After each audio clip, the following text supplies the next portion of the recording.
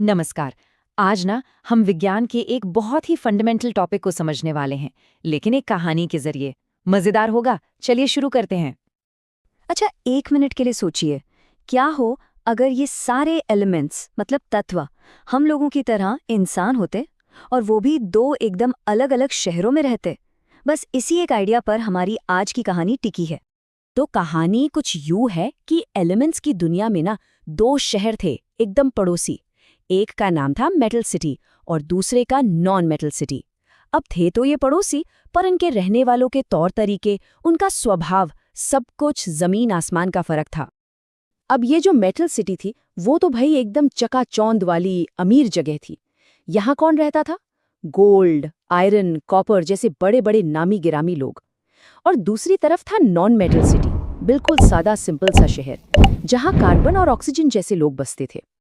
तो चलिए जरा और करीब से देखते हैं कि इन दोनों शहरों के रहने वालों की लाइफस्टाइल, यानी कि उनकी फिजिकल प्रॉपर्टीज एक दूसरे से कितनी अलग थी। अगर हम इन दोनों को आमने सामने रखें तो देखिए क्या पता चलता है। मेटल सिटी के लोग एकदम शाइनी चमकदार, तो नॉन मेटल सिटी वाले थोड़े डल फीके से। जोर आजमाइश की बात करें तो मेटल्स मैलिएबल और डक्टाइल होते हैं, मतलब उन्हें पीट कर खींच कर कोई भी शेप दे दो। पर नॉन मेटल्स ब्रिटल होते हैं, मतलब जरा सा जोर लगाया नहीं कि टूटकर बिखर गए। आवाज की बात करें तो मेटल्स को ठोकने पर आवाज आती है और वो बिजली के बेहतरीन दोस्त हैं, जबकि नॉन मेटल्स इन दोनों ही मामलों में बिल्कुल उल्टे हैं। मेटल सिटी के लोग तो भाई अपनी चमक, जिसे लस्टर कहते हैं, उसके लिए मशहूर थे। इतने मजबूत और फ्लेक्सिबल कि उन्हें पीट पीट कर एल्यूमिनियम फॉयल जैसी पतली चादरें बना दो या खींचकर कॉपर वायर जैसे पतले तार। और हाँ, अगर उन पर चोट लगे तो टन एक मीठी सी आवाज भी निकालते थे। लेकिन कहानी में एक ट्विस्ट है। इसी मजबूत शहर में ना सोडियम और पोटेशियम जैसे कुछ लोग भी थे। ये इतने नरम थे, इतने सॉफ्ट कि उन्हें चाकू से काटा जा सकता है। तो देखिए, साइंस में हमेशा ऐसे मजेदार एक्सेप्शंस मिलते हैं। अब आते हैं नॉन मेटल सिटी के लोगों पर।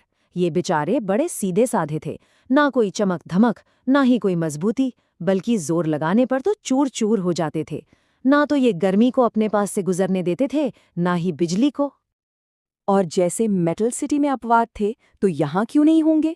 यहाँ भी एक हीरो था, ग्रेफाइट।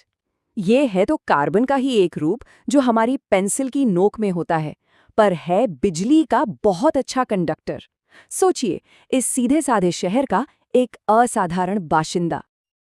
तो ठीक है, हमने उनका बाहरी रहन सहन तो देख लिया, पर उनके अंदर क्या चलता था, उनकी असल पर्सनालिटी क्या थी? चलिए अब ये जानते हैं, क्योंकि असली कहानी तो यहीं से शुरू होती है। मेटल सिटी के लोगों का एक ही मोटो था, देना। वो बहुत बड़े डोनर थे, दानवीर थे। उनका बस एक ही सपना था, अपने बाहरी शेल से फालतू इलेक्ट्रॉन को दान कर देना और एक शांत स्टेबल जिंदगी जीना, बिल्कुल एक नोबल गैस की तरह। तो बस एक बात गांठ बांध लीजिए, जब भी कोई मेटल एक इलेक्ट्रॉन देता है, वो एक पॉजिटिव आयन बन जाता है। सीधी सी बात है, देना एक पॉजिटिव काम है, तो बनेगा भी पॉजिटिव आयन। और इसके ठीक उलट नॉन मेटल सिटी के लोगों की फितरत थी लेने की। वो थे एक्सेप्टर। मंजिल इनकी भी वही थी, एक स्टेबल जिंदगी, पर इनका रास्ता था दूसरों से इलेक्ट्रॉन लेना। और जब कोई नॉन मेटल इलेक्ट्रॉन ले लेता है तो वो बन जाता है एक नेगेटिव आयन। तो देखिए, एक ही मंजिल के लिए दोनों शहरों ने बिल्कुल उल्टे रास्ते चुने। और ये स्लाइड दिखाती है कि उनकी अलग अलग पर्सनालिटी का नतीजा क्या होता है। जब दोनों की दोस्ती ऑक्सीजन से होती है तो मेटल्स बनाते हैं बेसिक ऑक्साइड्स, मतलब साबुन जैसा कुछ, और नॉन मेटल्स बनाते हैं एसिडिक ऑक्साइड्स, जैसे नींबू का रस। देखिए, एक ही दोस्त के साथ कितने अलग अलग रिश्ते। तो अब आते हैं कहानी के सबसे मजेदार मोड़ पर। क्या होता है जब ये दो एकदम अलग नेचर वाले लोग आपस में मिलते हैं? सोचिए जरा, एक जो हमेशा देने को तैयार है, उसकी मुलाकात हो जाए किसी ऐसे से जिसे हमेशा कुछ चाहिए हो, क्या होगा? उनके बीच बनता है एक बहुत ही मजबूत, एक अटूट रिश्ता, जिसे साइंस की भाषा में हम कहते हैं आयोनिक बॉन्ड। ये रिश्ता पूरी तरह से इलेक्ट्रॉन्स के लेन देन पर टिका होता है। बस ये एक इक्वेशन सब कुछ बता देती है, एक का देना और दूसरे का लेना। इससे कोई झगड़ा नहीं होता, बल्कि इससे बनता है एक मजबूत स्टेबल कंपाउंड, इसका सबसे बढ़िया एग्जाम्पल है हमारा खाने वाला नमक, जो सोडियम एक मेटल और क्लोरीन एक नॉन मेटल के मिलने से ही तो बनता है। तो इस पूरी कहानी से हमें क्या सीख मिलती है? ये सारे जो फर्क हमने देखे, ये हमारी दुनिया के लिए इतने ज़रूरी क्यों हैं? सीख बहुत सीधी और गहरी है।